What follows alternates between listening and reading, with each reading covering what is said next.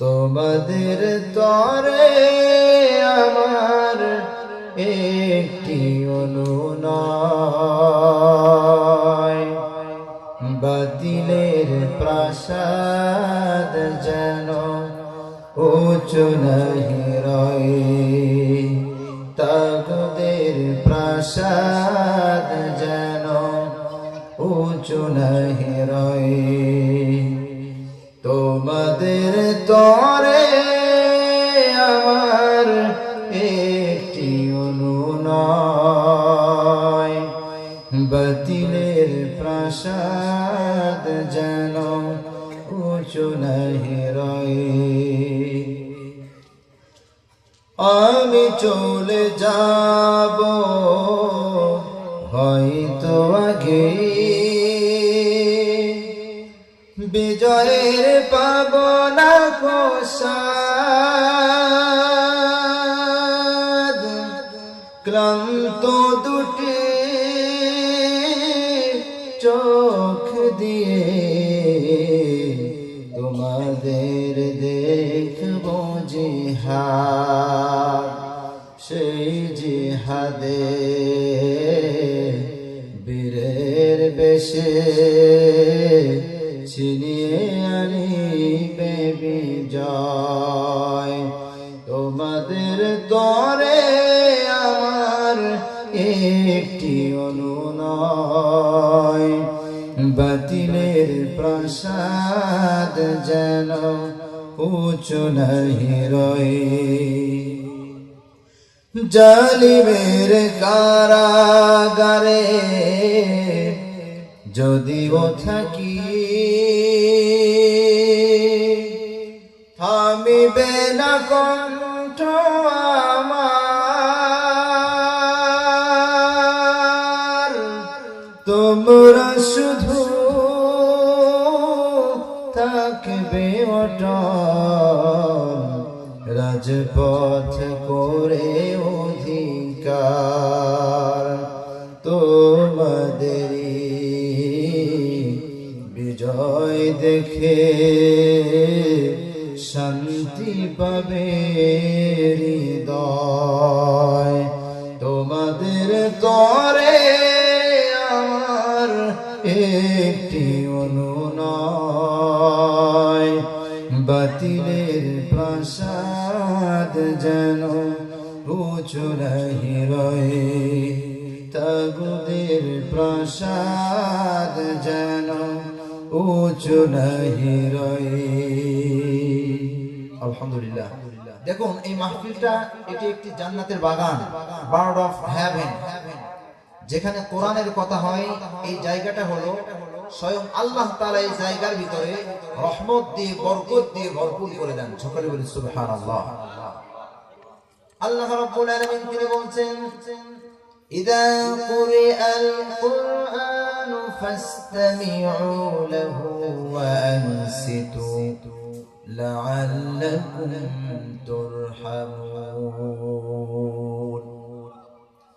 যেখানে কোরআনের কথা হয়, কোরআনের বয়ান হয়, কোরআনের এই মাজলিসে তোমরা সকলে চুপ করে বসে থাকবে, তাহলে মহান আল্লাহ রাব্বুল আলামিনের পক্ষ থেকে তোমাদের উপরে বৃষ্টির ন্যায় রহমত বর্ষণ হতে থাকবে। জোরে বলুন সুবহানাল্লাহ।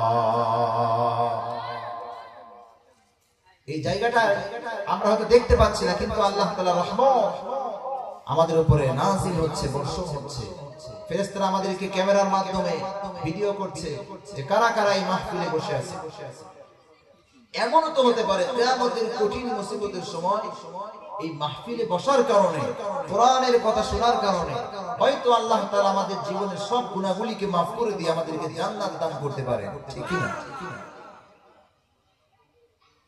আমরা মহাগ্রন্থ আল কোরআন থেকে যে কয়েকটি আয়াত তেলাওয়াত করেছি, সেই আয়াতের দিকে আমরা চলে যাচ্ছি। আমরা সকলে জবান খুলে শয়তানের ওয়াসওয়াসা থেকে পানাহ চেয়ে, ভূমিকায় না যেয়ে আমরা মূল আলোচনায় চলে যাচ্ছি। আমরা সকলে জবান খুলে পড়ছি, আউযু বিল্লাহি মিনাশ শাইতানির রাজিম, বিসমিল্লাহির রহমানির রহিম ইয়া আইয়ুহাল্লাযীনা আমানু হাল আদুল্লুকুম আলা তিজারাতিন তুনজিকুম মিন আযাবিন আলীম তু'মিনুনা বিল্লাহি ওয়া রাসূলিহি ওয়া তুজাহিদুনা ফি সাবিলিল্লাহি বিআমওয়ালিকুম ওয়া আনফুসিকুম যালিকুম খায়রুল লাকুম ইন কুনতুম তা'লামুন। আল্লাহ রাব্বুল আলামিন তিনি বলছেন, হে ঈমানদারেরা, আমি কি তোমাদের এমন একটি ব্যবসার কথা বলে দেব না, যে ব্যবসা যদি তোমরা করতে পারো তাহলে জাহান্নামের কঠিন যন্ত্রণাদায়ক শাস্তি থেকে তোমরা নাজাত পেয়ে যাবে। জোরে কোন সুবহানাল্লাহ। যেই ব্যবসায় কোনো লস নাই, কোনো লোকসান নাই, শুধু লাভ আর লাভ। আল্লাহ রাব্বুল আলামিন এই কোরআনের আয়াতের মধ্যে তিনি সেই ব্যবসার কথা আমাদেরকে জানায় দিলেন। এই আয়াত কোন সময় নাযিল হয়, এই সূরা কোন সময় নাযিল করলেন আল্লাহ রাব্বুল আলামিন? সাহাবায়ে কেরামরা একে অপরের সঙ্গে আলোচনা করছেন।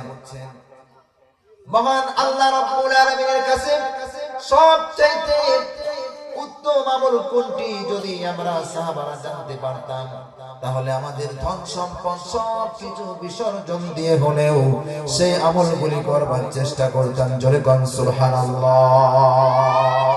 মহান আল্লাহ রাব্বুল আলামিন সাহাবায়ে কেরামদের এই কথোপকথন ফেরেশতা জিবরিল আমিনের মাধ্যমে জনাবে মুহাম্মদুর রাসূলুল্লাহ সাল্লাল্লাহু আলাইহি ওয়াসাল্লামের কাছে পাঠিয়ে দিলেন। এমন মুহূর্তে আল্লাহ রাব্বুল আলামিন আরশে আজিম থেকে জিবরিল আমিনের মাধ্যমে কোরআনের আয়াত নাযিল করলেন এবং বিশ্ব নবীকে জানায় দিলেন, নবী হে, আপনার সাহাবারা যে প্রশ্ন করছে একে অপরের সঙ্গে সবচাইতে উত্তম আমল কোনটি যদি জানতাম, আমাদের ধন সম্পদ জায়গা জমি সব কিছু বিক্রয় করে হলেও বিসর্জন দিয়ে হলেও সেই আমল করবার চেষ্টা করতাম। হে নবী, আপনি বলে দিন তাদের জন্য উত্তম আমল হলো এইটি। সঙ্গে সঙ্গে আল্লাহ রাব্বুল আলামিনের হাবিব জনাবে মুহাম্মদুর রাসূলুল্লাহ সাল্লাল্লাহু আলাইহি ওয়াসাল্লাম সাহাবায়ে কেরামদেরকে ডাক দিলেন এবং বললেন, তোমরা যে একে অপরের সঙ্গে যে কথোপকথন করছো, যে সবচাইতে উত্তম আমল কোনটি, তোমরা সকলে শোনো। কেবলমাত্র আল্লাহ রাব্বুল আলামিন আমার কাছে ওহী পাঠায়েছেন। তুমিনুনা বিল্লাহি ওয়া রাসূলিহি ওয়া তুজাহিদুনা ফি সাবিলিল্লাহি বিআমওয়ালিকুম ওয়া আনফুসিকুম যালিকুম খায়রুল লাকুম ইন কুনতুম তা'লামুন। চিৎকার দিয়ে বলুন আল্লাহু আকবার। আল্লাহ রাব্বুল আলামিনের হাবিব বিশ্ব নবী তিনি বলছেন, তুমিনুনা বিল্লাহি ওয়া রাসূলিহি, যারা আল্লাহ এবং রাসূলের উপরে যারা ঈমান আনবে, অতুজাহিদুনা ফি সাবিলিল্লাহ, এবং আল্লাহ রাব্বুল আলামিনের ফি সাবিলিল্লাহর পথে যারা জিহাদ সংগ্রাম করবে জান এবং মাল দিয়ে, তাহলে ঈমানের সাথে যদি কেউ আল্লাহর পথে জিহাদ সংগ্রাম করেন, তাহলে আল্লাহ রাব্বুল আলামিন তিনি বলছেন পৃথিবীতে সবচাইতে উত্তম আমল হলো এইটি। জোরে কোন সুবহানাল্লাহ। ঈমানদারদের জন্য সবচেয়ে উত্তম আমল হলো এটি যে আল্লাহর রাস্তায় জিহাদ করা, ঈমানের সাথে জান এবং মাল এর কুরবানি করে। আল্লাহ রাব্বুল আলামিন অন্যত্র তিনি বলছেন, ইন্নাল্লাহা আশতারা মিনাল মুমিনিনা আনফুসাহুম ওয়া আমওয়ালাহুম বিআন্না লাহুমুল জান্নাহ আমি আল্লাহ রাব্বুল আলামিন মুমিনদের জান এবং মালের বিনিময়ে আমি জান্নাত বিক্রয় করে দিয়েছি মুমিনদের কাছে। কিসের বিনিময়ে? আমাদের জান এবং মালের বিনিময়ে আল্লাহ রাব্বুল আলামিন আমাদেরকে জান্নাত বিক্রয় করে দিয়েছেন। জোরে কোন সুবহানাল্লাহ। তাহলে মূল প্রথম শর্ত হলো তুমিনুনা বিল্লাহি ওয়া রাসূলিহি, আল্লাহর উপরে এবং বিশ্ব নবীর উপরে ঈমান থাকতে হবে। ঈমান বাদে কোনো আমল আমার আপনার জন্য মহান রবের কাছে গ্রহণযোগ্যতা লাভ করতে পারে না। মূল শর্তই হলো প্রথম তার ঈমান থাকতে হবে। আমরা সকলেই মহান আল্লাহ রাব্বুল আলামিনের কাছে আমরা ঈমান এনেছি। আমরা বলেছি আমানতু বিল্লাহি ওয়া মালাইকাতিহি ওয়া কুতুবিহি ওয়া রুসুলিহি ওয়াল ইয়াউমিল আখির ওয়াল কদরি খায়রিহি ওয়া শাররিহি মিনাল্লাহি তাআলা ওয়াল বা'সি বা'দাল মাউত। আমরা ঈমান এনেছি আল্লাহর উপরে, আমরা ঈমান এনেছি ফেরেশতাদের উপরে, আমরা ঈমান এনেছি সমস্ত আসমানি কিতাবের উপরে, আমরা ঈমান এনেছি সমস্ত নবী রাসূলদের উপরে, এবং আমরা ঈমান এনেছি আমাদের তকদিরে, ভাগ্যে ভালো মন্দ যা কিছু হবে সব কিছু করার মালিক কে? আসতে বলবেন না, আমাদের যা কিছু হবে তকদিরের মালিক কে? আল্লাহ রাব্বুল আলামিন। কোন বাবার দরবারে যাওয়া যাবে না, কোন গণকের কাছে যাওয়া যাবে না, কোন জাদুকরের কাছে যে হাত দেখানো যাবে না যে আমার তকদিরে কি আছে বলে দেন বাবা।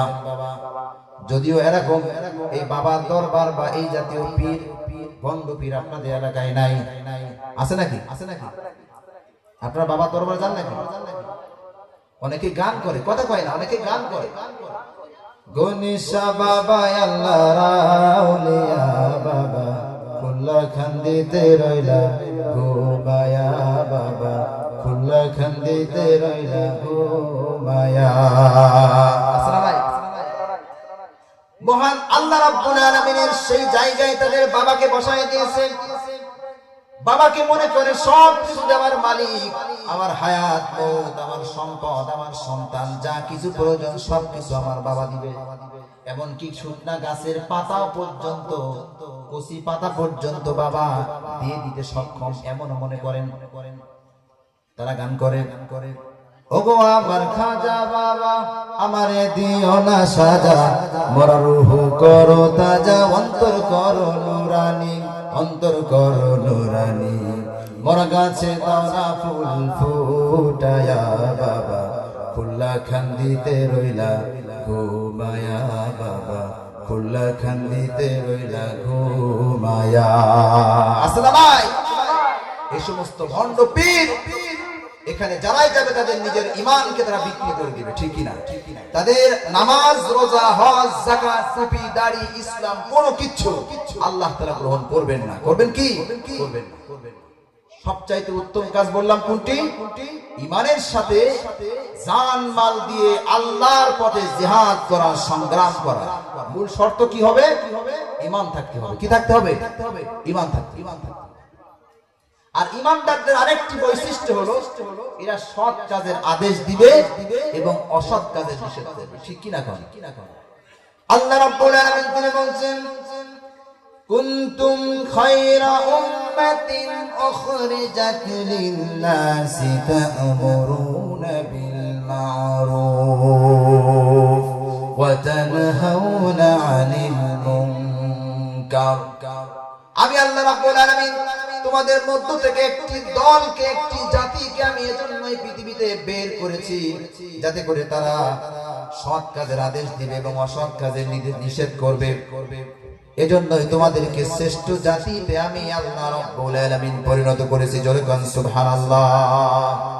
আজকে দেখা যায় সমাজে, দেশে অন্যায় কাজ হয়, চোখের সামনে কেউ বাধা দেয় না।